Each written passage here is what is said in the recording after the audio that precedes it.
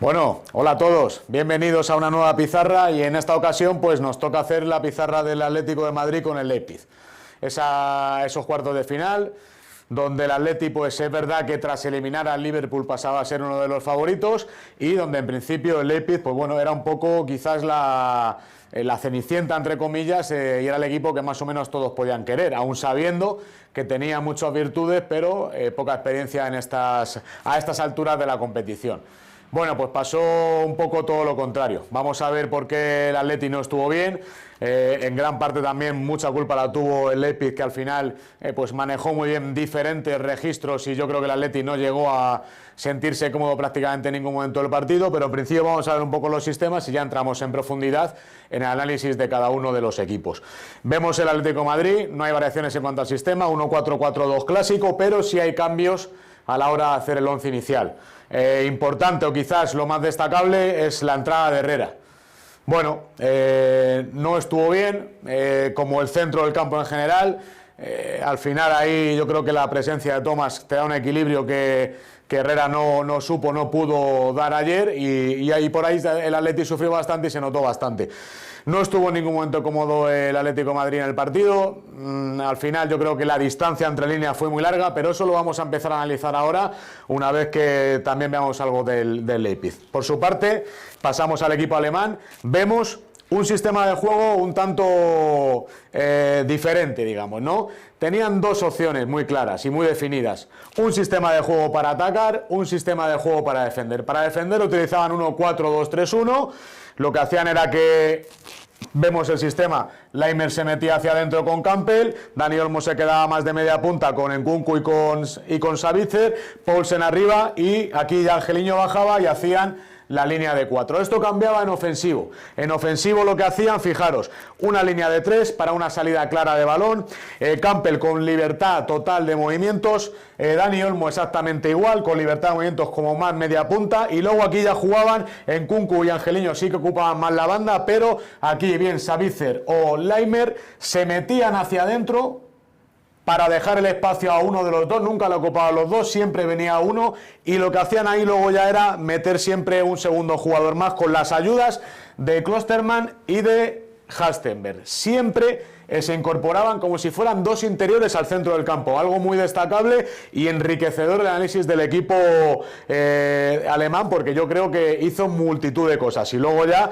destacar lógicamente el partido de Upamecano, que me parece que estuvo a un nivel extraordinario, que luego en ofensivo cada vez se fue animando más y estas salidas el Atleti no las podía tapar. Y vamos a ver por qué.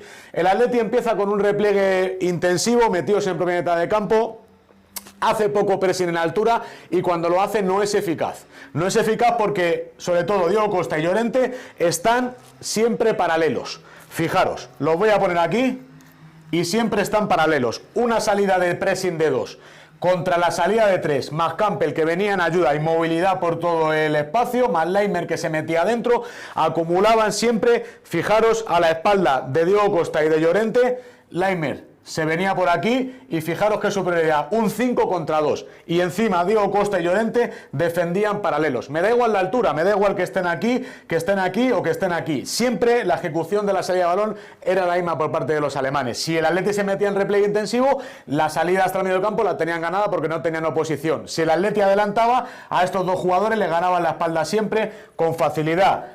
Central abierto a banda, Angelino tiraba para arriba, Nkunku también tiraba para arriba y dejaban limpieza para salir por fuera con estos jugadores o por dentro con superioridad sobre la espalda de Diego Costa y de Llorente. Eso hacía que superaran muy fácilmente al equipo del Cholo, de forma que quedaba muy largo Diego Costa y Llorente con respecto a esta línea. Yo digo que dejaron las puertas abiertas en todas las líneas, tanto en la primera defensiva, como en la zona de creación, como en la zona de finalización. Y ahí los alemanes se dieron cuenta, entraban por la banda de Lodi sin ningún tipo de problema, sobre todo acumulando Sabitzer por fuera, Laimer que llegaba, o Dani Olmo que se metía también por ese lado y siempre hacían superioridad. Ahí el Atleti lo que hacía era meter a Jiménez a intentar hacer coberturas, ayudas, pero se les quedaba aquí un espacio. Si ese espacio lo ocupaba Saúl bajando a hacer desdoblamiento del jugador que se va a ocupar, fijaros, te queda totalmente desocupada también esta zona porque Saúl de ahí desaparece. Por lo tanto, ahí como los alemanes subían con mucha gente y acumulaban siempre 5 o 6 jugadores en zona de finalización, al Atleti le costaba mucho poder contrarrestar. Y en parte por la distancia entre líneas y por la falta quizás de intensidad a la hora de presionar. Tú puedes estar bien colocado o bien junto, pero si no vas en el momento adecuado, al final estás dando la facilidad al equipo rival para que pueda progresar. Para mí eso fue sobre todo el fallo en la fase defensiva del Atleti. Quedaba muy retrasado, por lo tanto al equipo alemán se le podía coger al contraataque. De hecho hubo 2 o 3 acciones y una acción de Carrasco bastante buena, en la que yo creo que fue la única parada de Gulaxi en el partido, aprovechando un buen contraataque, aprovechando los espacios que dejaba el Leimer Angelino al subir. Pero eso se pudo dar solamente una vez o 2 veces como mucho, porque el Atleti, al estar tan atrás, tenía demasiados metros para poder correr. La segunda jugada nunca se la llevaba el Atleti, y eso era en parte porque ya hemos dibujado aquí a Costa y a Llorente y quedaban muy largos. Había una distancia entre líneas de medios y puntas demasiado grande. Por lo tanto, aquí el escalonamiento del equipo alemán lo que hacía era provocar que siempre estuvieran cerca de esa segunda jugada, mientras que el Atleti jugaba en línea con la línea de 4, en línea con los 2 puntas. No haber escalonamientos no permite una mayor ocupación, y entonces el equipo quedaba, fijaros, demasiado largo. Esta distancia tan enorme, veremos alguna imagen incluso como en salida de balón de juego ofensivo pasaba lo mismo. Coque venía a recibir alguna vez, Saúl tenía balón, pero no tenían con quién enlazar. ¿Por qué? Porque Llorente y Diego Costa en la fase ofensiva también se quedaban como referencia, pero fácilmente controlado por la defensa que ponía el Leipzig, que estaba controlado en todo momento con emparejamientos de forma individual respecto a Llorente y respecto a Diego Costa. Entonces, ni los balones largos daban el resultado, ni el juego combinativo se podía dar, porque la distancia era muy grande y la salida de balón para el Atleti se le complicaba totalmente. Esto fue más o menos la primera parte. Esto fue lo que pasó en la primera parte. A partir de la segunda parte, cuando ya llegan los cambios, el partido cambia, lógicamente, con la entrada de Joao Félix, y eso es lo que vamos a intentar analizar ahora. Vale, pues fijaros cómo queda. He dibujado ya, he pintado el equipo alemán en el sistema de juego a nivel defensivo, la fase defensiva. Veíamos antes más la ofensiva. Pues fijaros cómo se convertía en 1-4-2-3-1 a la hora de atacar, en lugar de ese 1-3-2-1 3-1 que hacía anteriormente, con Campbell como único jugador de medio, ayudado luego por los que venían, o bien Sabitzer o bien Leimer. Fijaros, aquí Leimer ya se mete dentro para que Klostermann ya coja un poco más el lateral. Upamecano y Halstermann hacen defensa de 4 con Angelino, y entonces se colocan con esa línea de 4 más los 2 medios, 2 bandas, media punta y punta. El Atleti hace el cambio de Herrera, donde ya Coque se va a su posición, donde Llorente sale de la media punta o punta, que es lo que desempeñó en la primera parte, para que pueda jugar Joao Félix en esa posición. Y fijaros, Llorente se viene a la banda, da más rendimiento a partir de ahí, sobre todo a raíz del gol, donde el Leipzig retrasa un poco más su posición. El Atleti da un paso adelante, obligado por el resultado y también por la salida, para mí fundamental, de Joao Félix. Podemos pensar, ¿podía haber salido de principio? Bueno, las alineaciones hay que hacerlas antes de los partidos, y el entrenador de Atlético de Madrid consideró oportuno tener un plan B importante, que es verdad que tenían muy buena gente en el banquillo para poder dar vuelta al partido en caso de que se pusiera mal, o incluso reforzar en caso de que se pusiera bien. Él tendrá sus motivos, pero lo que sí es cierto es que la entrada de Joao Félix cambió el partido. Y cambia el partido para mí fundamentalmente, primero porque la calidad que tiene es enorme, pero segundo porque entiende la necesidad que tenía el Atlético de Madrid en ese momento, y era jugar entre líneas.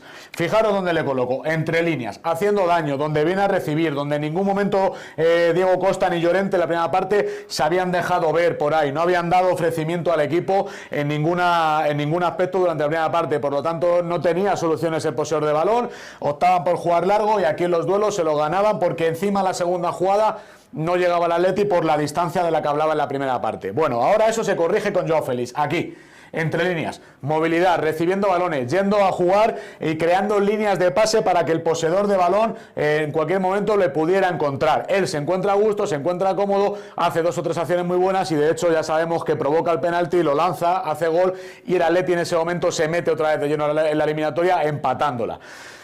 A partir de ahí, creo que otra vez vuelve a pasar el mismo guión. El Leipzig ve que el Atleti no sigue apretando, Creo que eso le da un poco de confianza para poder otra vez llevar la manija del partido como pasó la primera parte, y el Atleti por su parte creo que ahí está demasiado reservón, se mete otra vez atrás, especula quizás con el marcador sabiendo que quedaba ya poco tiempo y había una prórroga por delante, pero no sale bien la apuesta, porque no llega a la prórroga en el minuto 88-89.